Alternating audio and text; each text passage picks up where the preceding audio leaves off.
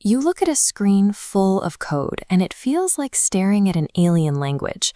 But beneath that wall of text, the digital world is a massive interlocking system of gears, automation and data turning together to keep everything running. Building these systems requires a blueprint. This roadmap breaks down Python into 15 steps, from basic syntax to professional applications. We'll trace that path, starting with raw code, up to tools that pull live data, automate tasks, and test networks. Programming mastery is rooted in structural understanding, knowing how these conceptual blocks stack together to form a functioning machine. This diagram shows exactly how that machine begins. A developer writes a line of clean, highly readable text, and the Python interpreter translates it, executing the logic sequentially, one line at a time. To do any real work, that code has to store information. Python maps human concepts into computer memory by assigning values to variables, whether that's a fixed, immutable number or a mutable list of text that changes over time. Once the data is stored, the program has to make decisions. It evaluates the information using simple Boolean logic, asking if a condition is true or false, and routes the data down branching pathways based on the answer.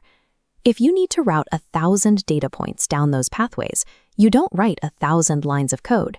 You wrap that logic inside a loop, forcing the interpreter to repeat the specific task continuously until the job is done.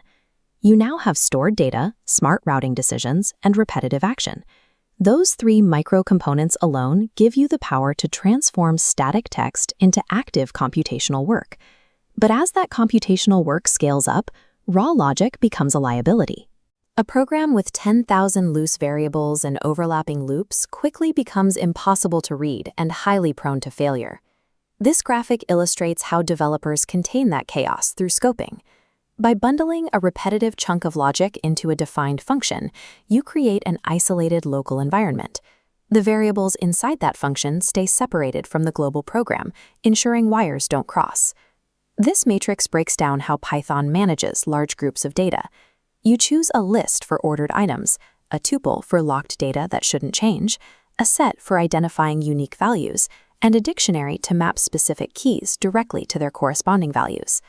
When you package your logic into clean functions and organize your data into strict collections, the messiness of human ideas maps neatly onto the rigid structure of a computer processor.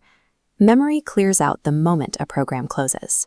To make your work permanent, the script has to reach outside itself and save its current state as structured text, typically in a JSON format, directly to a physical file. And anytime a program interacts with external files, things will eventually break.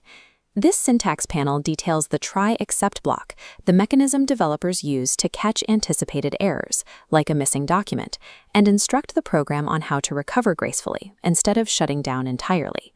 For systems of this size, developers utilize object-oriented programming to maintain order. Instead of writing loose functions, you design a class. It acts as a strict blueprint, defining the exact traits and behaviors a concept should have, stamping out specific, independent objects based on that one design. Those objects can then pass down their established traits to new variations through inheritance, while utilizing encapsulation to lock their internal data safely away from the rest of the application. As these objects multiply, you'll inevitably import specialized external code. This workflow explains how virtual environments isolate those specific dependencies, ensuring the packages you download for one project don't quietly break another. By modeling abstract ideas into strict objects and quarantining their working environments, software engineers prevent sprawling applications from collapsing under their own weight.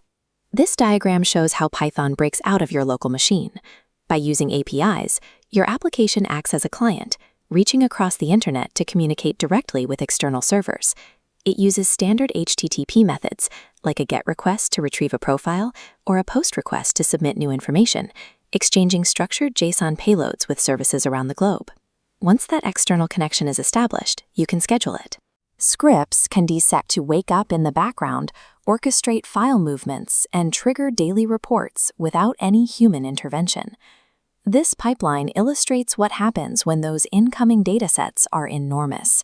Specialized external libraries load raw data, filter out the missing values, transform the underlying structure, and calculate mathematical patterns.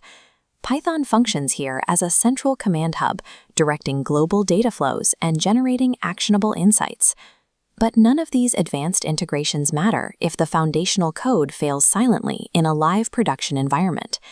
This section details the professional safety net, unit testing. By arranging data, executing a single specific action, and asserting the result, developers mathematically prove that individual components behave exactly as intended under pressure.